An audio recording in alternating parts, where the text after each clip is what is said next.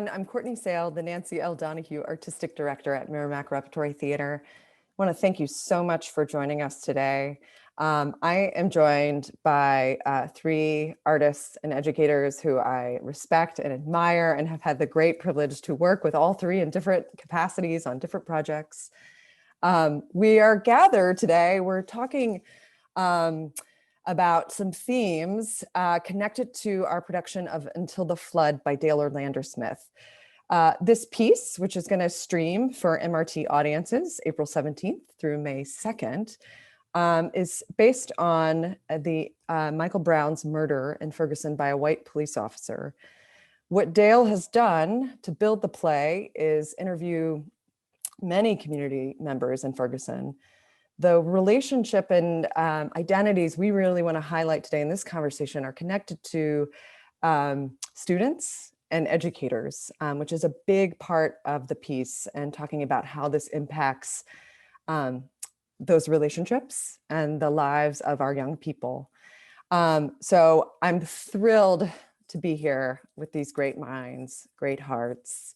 Rather than introduce them, I'm going to ask them to introduce themselves a little bit, and just y'all, if you would, share just a little bit both about your work as an artist and as an educator. And I would love to start with Tracey, if we could. Hey, everybody. My name is Tracey Bonner. Where do I begin? I have an MFA in acting from the theater school at DePaul University out in Chicago. What's up? Go Blue Devils. But after that, I did about a 10, 11-year stint in regional theater and have since moved to Atlanta, where I'm doing more TV and film. As an educator, I work right now with Kenny Leon's True Colors, theater on the August Wilson monologue competition. And I also teach my own class. It's called Master the Art of Self-Tape, because we are now self-taping. And so, yeah, that's what I've been doing, working with some universities, University of Minnesota, Roosevelt University, the theater school at DePaul University, and UIC, teaching on camera. Thanks, Tracey. And she also gave me incredible tips just before we started. Andreas, can you go next? Sure, I'm happy to be here. So I'm Andrés Amitai Wilson. When I play music and do things of that ilk, I normally go by the moniker Dr. Drés. And I'm actually a doctor. I have a PhD in literature, but my undergraduate degree was from the Berklee College of Music, and I worked exclusively as a musician for many years before going back to graduate school. And then about midway through graduate school, I got very busy as a musician again and sort of finished up my degree, but was playing more music than doing academic stuff. And these days I find myself, after a stint of teaching at multiple colleges, and I find myself teaching at a private high school in Boston, an all-boys private high school. I teach English there as well as music. And I've had quite a long career at this point as a pit musician and side guitarist, and I've also sideman as a guitarist, and I've also done quite a bit of work recording. So I've recorded on a number of albums by King Mas and Asia May and a bunch of original artists. I've made my own albums as well. And I'm a pretty widely published poet. So basically I couldn't decide what I wanted to do. So I tried to do everything. And I succeeded to greater and lesser degree. But I definitely, education has been a somewhat steady, more consistent stream in that trajectory. So I'm happy to share some of the things that I've learned and taught over the years. Oh, that's so great. And I just want to lift up MRT audiences, know Andreas from both playing for Little Orphan Danny and last fall, Fannie Lou Hamer's Speak On It. So it's awesome to have you here. Andre, last but not least, pal. Hey, everybody. My name is André Brown. My name is André Brown. I'm glad to be here. I am a teacher, teaching artist. I teach English and theater out here in Los Angeles in the lovely city of Van Nuys, working with, some young folks, 8th graders, 9th graders. I teach theater to 9th graders, and I teach theater and film to seniors as well. So I'm glad to be here. I have a few degrees, one from NYU and the Masters of Educational Theater, and another one from UW, University of Washington out of Seattle. and that was the MFA there. And it just glad, glad to be able to do that. And here I am in Los Angeles, and right now I'm actually working on making a film, a documentary film. Name of it is A Soul Cleansing. That is going to chronicle the issues of sexuality and religion. And so that's all I'll say. That's the teaser. André, thank you. So I want to just first talk about the classroom as a space of possibility, and a space which you as educators and leaders are the primary drivers of culture. What happens in that room, you are leading, and you are making, and you are cultivating. And I wondered if you could describe what kind of room you're trying to make every day with your students, and then also if you could talk a little bit about both what challenges that desire, and then also what helps support it and help it thrive. And I want to start with you, Andreas, if we can. Great. Well, I think I heard about the idea of a brave space several years ago, and that's kind of what I try to create. I feel like if people are too much within their comfort zone, they can't learn, because learning is about making mistakes and trying things and being okay with that. But if you're in a space where, you make mistakes and then, you're ridiculed for it, that's problematic as well. So creating an atmosphere where people feel comfortable being themselves, trying things, and not getting, criticized for it. And with some specific guidelines and constraints as well. So, I mean, obviously, as an educator, there are certain things that I'm looking for, certain achievements, but I think everyone's going to go about those differently. I just want us to chime in and really bring the energy, because, oh my God, Andres, that is, you want to create a safe place to be vulnerable. And I know when I was 13, 14, 15, as much a personality I had, I was shy, and I didn't want to reveal certain things. So that's something that I desire to create for my students is, kind of talking to them on their level. I listen to their music, so I know what they're digesting every day. I watch some of their TV shows, so I can build some kind of rapport with them before I get them to perform. So I think that is key. And also teaching them it's okay to fail forward. I think we are living now in a time where we got to be perfect and everything Insta famous, and you got to do, and it's like, no, it's cliche, but it's a marathon. So we're going to fail at this, and we may stumble over our lines, and we may not get this character right, but as long as we are going through an explorative journey, that's what I want you to do. So that's the kind of classroom I like. I hated sitting in rows, I'm a circle type of teacher, so yeah. I love that. I would say, let me see. I like Tracey and Dr. Drés. I am creative. You know what I mean? I'm creative. I like innovation. I'm always sort of in my mind, in my heart, in my spirit, connecting. But it is about that creativity that I think there's the word charisma is spirit, or spirit is charisma, either in Greek or Hebrew, one of the languages. But and so it is that kind of spirit, that kind of energy, that charisma that I come into the classroom with, that I wish to pass on and to share. And then of course, just tapping on what Tracey said about being earnest, being open. Same thing, Dr. Drés, just being being brave. Yes. And so, but I definitely push forward with creativity and energy. Go a little further here, and we can switch up, however we want to answer this. But I want to zero in, something on the play, and thinking about social justice in curriculum, Black Lives Matter in curriculum. And I think one of the things that's happening in the play, particularly for the high school student, is, feeling like a need to talk about some of those things, but maybe they're not happening.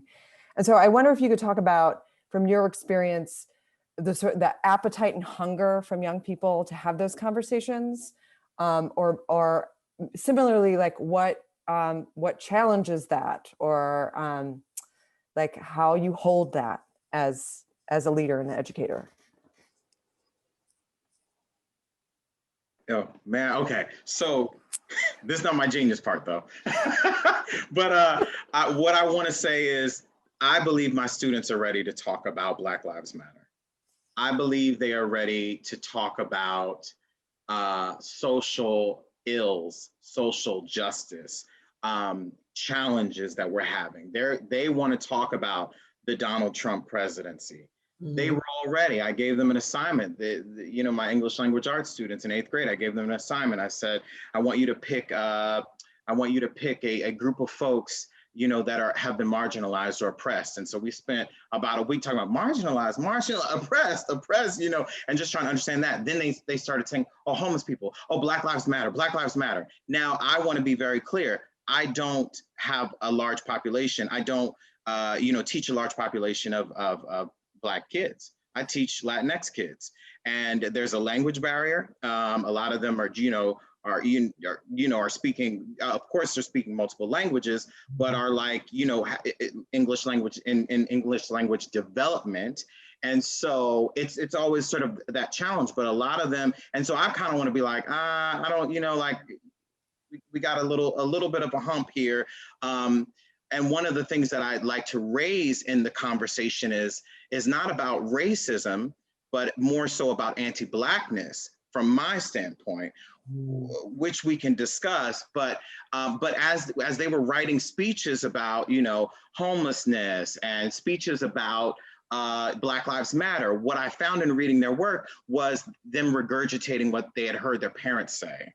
And even as they think about being Democratic or Republican or independent, I'm like, are these ideas and sort of understandings that you are coming to on your own? But no, when I'm reading it, literally sounds like someone else's words coming out of their mouth. Why? Because I read their other work and I'm like, huh, this is very interesting. And so I believe they want to talk about it, but I believe as adults, we're uncomfortable, and that's where everything is stifled. Mm. Yeah. Amen. Andrés? I would say, I mean, in my practice as a teacher, I often see my role in this regard as just widening the canon as much as possible, like making sure that other voices are heard, both in like the musical realm as a teacher and in the realm of literature. I know, you know, at my school, for example, I have to teach books like Huckleberry Finn, which I find very problematic. And so it's considered canonical in a certain sense. And I would say I don't really get that much pushback from parents about not teaching it. I get more pushback like, why is it included? And I can't necessarily justify it. But what I do is I try to include countertexts and approach those with the same sort of degree of seriousness. And I'd say I try to do that with music as well, that if I'm teaching a music student and they say, oh, I really like the Rolling Stones or something like that, I'm like, yeah, but do you know Muddy Waters? Because the Rolling Stones are basically doing his shtick.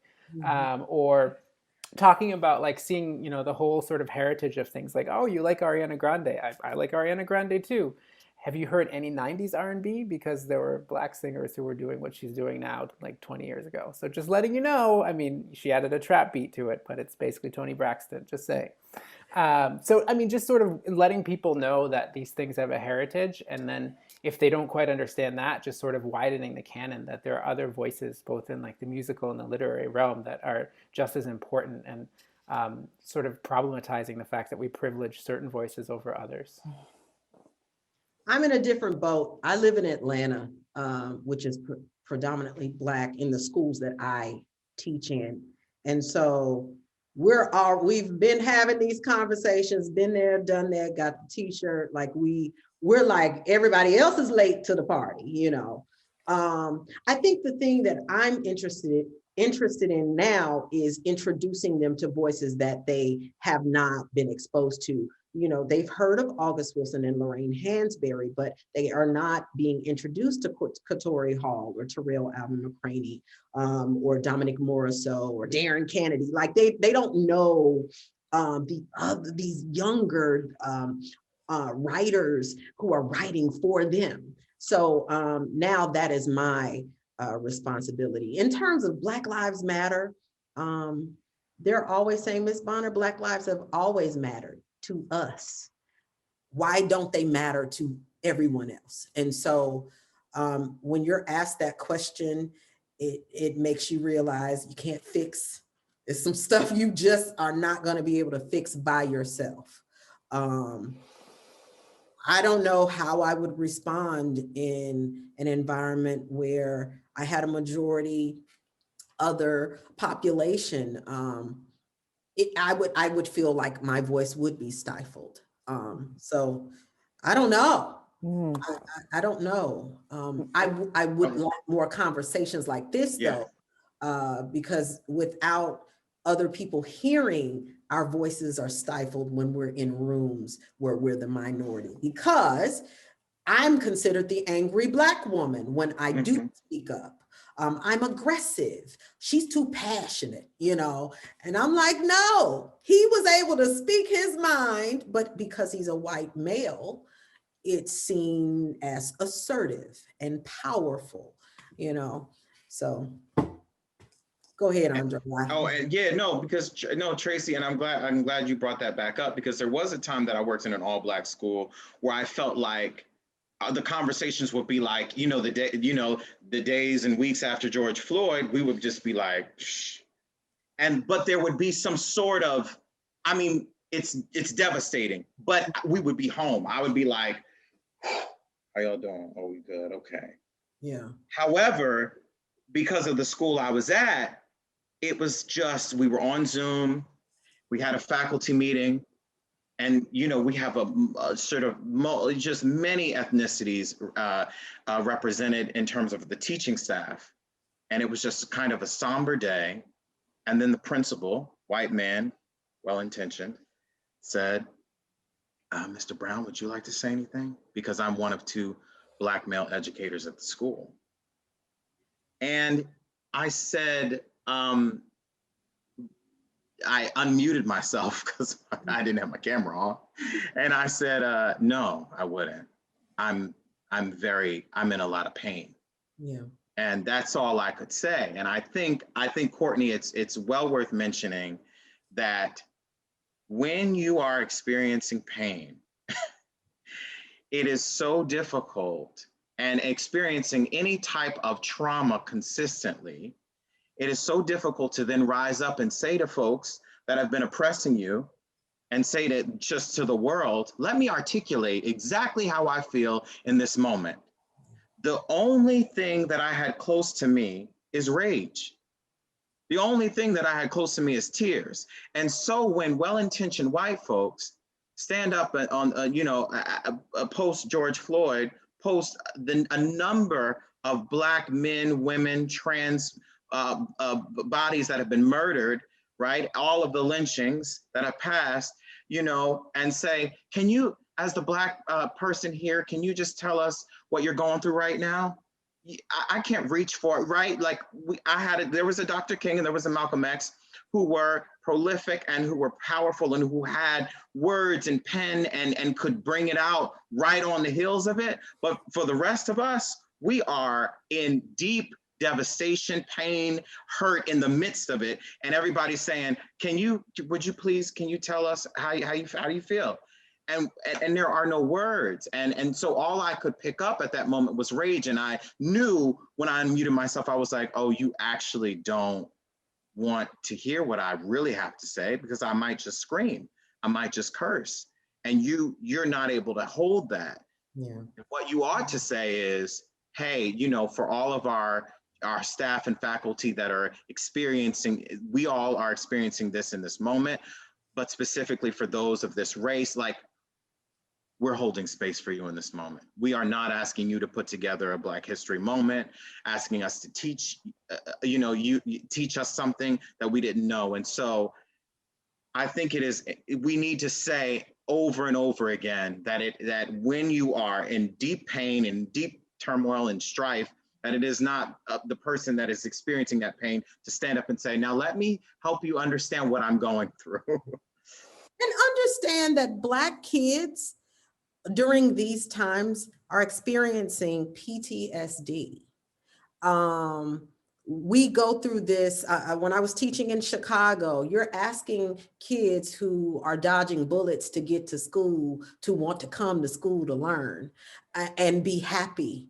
And so for me as an educator, I want audiences to know that there's a separate reality that a lot of our Black children live every day. And then they come to school and they have to smile. You're asking them to present themselves to the world as if they're not damaged.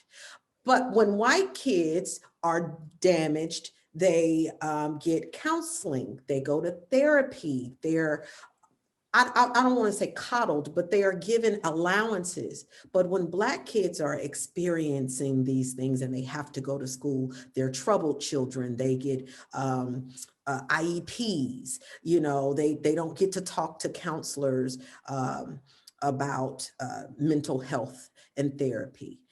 They get given pills. You say, take this, you don't educate them about what they're taking. And so I think it's important to note when dealing with education, especially the education of kids of color, specifically Black kids, they're suffering PTSD. They're not just angry for no reason. They're not enraged, Andre, for no reason. We're not walking around here angry because we just woke up on the wrong side of the bed.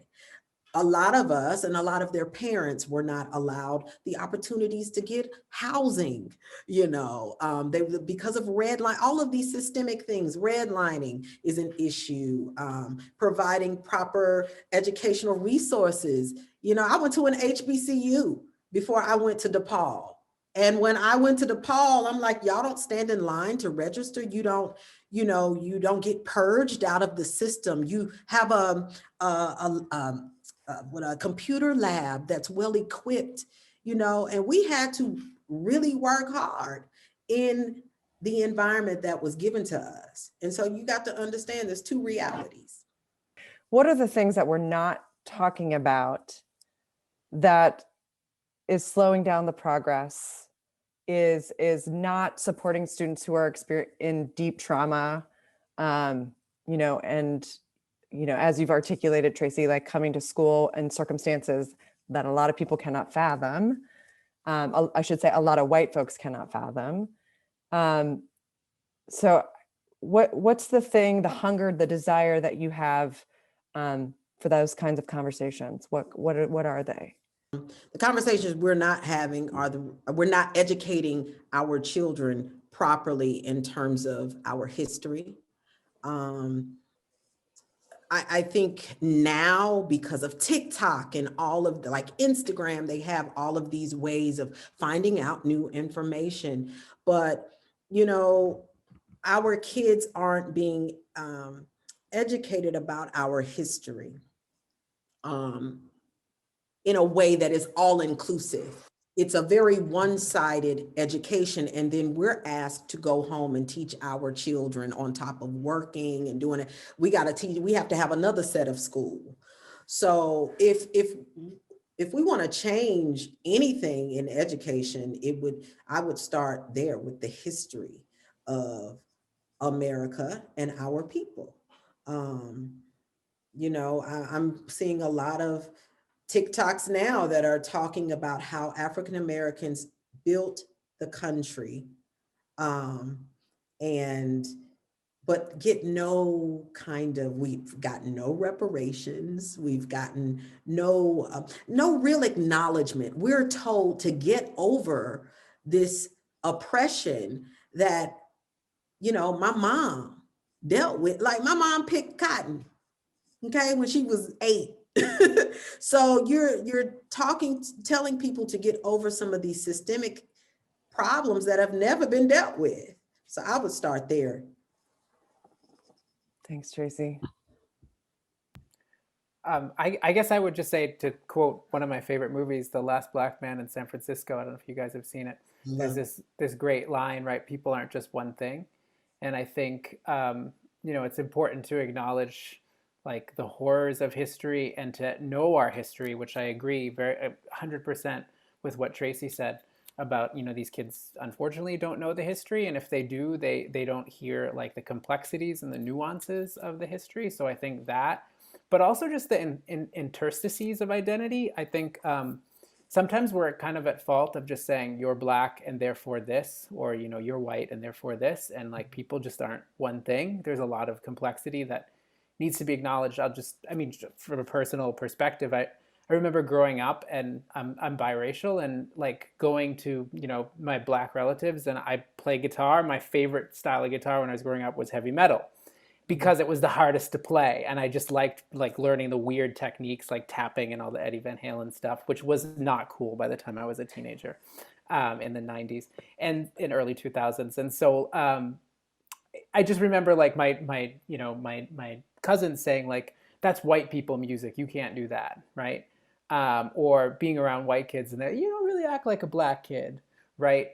But then I've played all sorts of music, and I've backed up reggae artists and hip hop artists and been in heavy metal bands and done everything. So just, to not denigrate someone's identity because they don't conform to some stereotype of what that identity needs to be, and to acknowledge that there's a lot of complexity, there's a lot of interstices of identity, and to sort of see people as individuals while also acknowledging a history that's shared and a history of oppression that's shared. So you can acknowledge those things, but still say like, you're black, so you must do this, like to avoid saying those sorts of claims, which often happens. And I think our kids are one thing about digital culture that I see that's promising is like, if you're on Instagram or anything like that nowadays, a lot of kids aren't just one thing, right? They're a hodgepodge of all the cultures because they have access to everything. They can listen to any kind of music. They can, buy, not to commodify it so much, but they can buy anything that they want in a sense. And so it's much easier to manifest your own individuality now than ever before. And I think that's really promising. It's complicated. This is complex. In many ways, as a black man, I'm like, it's not. It's very clear. And yes, it is clear. And additionally, there are other things that ought to be considered. And we owe it to this big old world, as you all have already talked about, to make sure that we're considering not just a piece of it, not just our lens, but all of it. And that's why we're all here, and we've all got different views. And that's why, Dr. Drés, you used to play, you used to, be with the guitar and playing, and I'm like, why don't you play some gospel, right? I'm probably was the cousin like, you sure? But we need all of those experiences so that we can, come together and learn more. Yep. I'm off my sermon today, but yeah. You move through the world as both artists and educators. And so the question is about how does that influence your teaching? How does that directly influence your teaching? I want to say something just like one of the things I'm really lifting from this conversation today that I've heard you all say in your, each in your own incredible voices about contextualizing and looking at things from lots of different ways and complexity. So I want to thank you for lifting that up. But André, can I go to you first? Yeah, because he has the notes. Now listen. Now you know how you hype something up like you about to say something genius.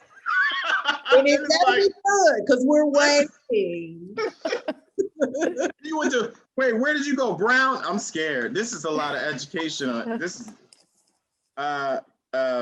no, I was thinking, okay, so as an artist in the classroom, this is super simple. As an artist, I'm sorry, not as an artist, but as an artist, period, just out here working. I'm doing a film. I'm always attempting to write a play. Insider. and we all, and you know what I found and what I tell other artists is that it is messy and it is broken and it is it feels like it's not always together. Nothing about it is neat. And I think creating art feels, and what we have learned as educators is deeply antithetical to what the classroom ought to be, which is the classroom ought to be organized and neat and tidy and clean, and you know, the chairs have to be in rows, Tracy, and linear, and you know, and where is your essential question, and did everybody know the answer, and where's the product? And I spent just a few years at NYU studying, and we talked about process drama over you know, sort of like producing, or you know, so what have you produced? What's the play that you're doing versus what was the experience trying to create a thing? And I just must say that as an artist, it has been my life's challenge of going to a classroom and feeling, and with all of this charisma and energy, and feeling like, okay, guys, I think today let's pass the clap really fast, you know. Okay, you know, let's go and let's make a machine. All right, you do, you know, and it feeling very herky jerky, but knowing that inside of that there's something miraculous happening. That there is something that, that's why I lean on spirit, because there's something that in the sort of the difficulty, the challenges, the what feels like it is not clear of creating art, the messiness of art, something beautiful always emerges. Even if the most beautiful thing that emerges after 45 minutes or an hour and 5 minutes or 75-minute session is community. Yeah. And to me, that is maybe one of my greatest strengths. It is to go into a classroom and to sort of build community. Where it seemed like there were, like, you know, 25 strangers, 25 13-year-olds that were like, I don't know, I'm scared. And all of a sudden they have 3 new best friends. And so I think that's the gift that I, as a facilitator, can offer, and as an artist can offer. And yeah. André, thank you for that. Thank you for that. Yeah, I just like, I just want to like take a bath in that thought. Absolutely. That's, and Yeah. yeah, I think you're absolutely right. You know what, André? You did good. We were worried. We were concerned. You kept on through. Yes, you did. And Tracy is my new best friend, by the way. I know. I just want to leave everybody with this. When I teach, I always lead with, and I tell my students this: you are enough. I think we go to too many programs where they strip us of our identities. They strip us of ourselves. I went to DePaul and I had an instructor say, you sound like you just got off the turnip truck, you know, because I'm from the South and I like my Southern drawl. And they tried to strip me of that in voice and speech. And now that I'm out of there 15, 16 years later, I'm like, they're going to get this. They're going to get all of Tracey Bonner. And once I decided to do that, I started working more. So once you understand, and Courtney, it was with you doing the mountaintop where I began that journey. Oh, I'm enough. I'm good enough. So that's what I want to leave with my students, is that you are enough. You know, Andrés is enough playing the guitar. You know, Tracey's enough with her Southern drawl. André is enough with his genius statements, you know? And so that's it. You're enough. And don't dumb yourself down because you're trying to fit in. That's it. Yeah, I think I would just dovetail on both of those excellent comments. just the idea of, you know, being process oriented, I think is important, and letting students know that, you know, try to cultivate an atmosphere of play. And I know that's really hard in like a sort of achievement oriented culture. But to just sort of understand that, I hate saying this because it sounds silly, but it's true that there kind of aren't answers in a way. And I mean, it's weird because I think I'm more conservative about that regarding music, because I think there are, you know, good notes and bad notes that a person could necessarily play. But like once you know sort of the basics of how to play music, then it's about finding your voice and about like cultivating a sense of play without really much attention paid to the results. So just enjoying the process, and you have a moment and it's gone. Which is actually something a teacher of mine told me once. I was playing music with him, a jazz guitar teacher that I had, and I was really frustrated that I couldn't play this piece. And you know, we were improvising to it. I could play the tune, but I couldn't really improvise to it. And every time I tried, it didn't sound good. And I was really getting really distraught about it. And I said, "Oh man, my playing sucks. Oh man, I got to practice harder." And he just put his hand on my shoulder and said, "You had a moment and it's gone." And I just took so much power in that, and just giving that to my students as much as possible. The fact that like, you're just playing, you had a moment and it's gone. Maybe you'll build upon that moment later, but for right now, like, that's good. Just that you had that. Oh my gosh, y'all. First, I can't thank you enough. I have learned about each of you today, like things I didn't know, and just like keep it open in my heart. And I just like champion all of your work, and also just like big gratitude for holding this with young people, which is a like-minded thing that we all share. And I just thank you for sharing it with us and with MRT, really.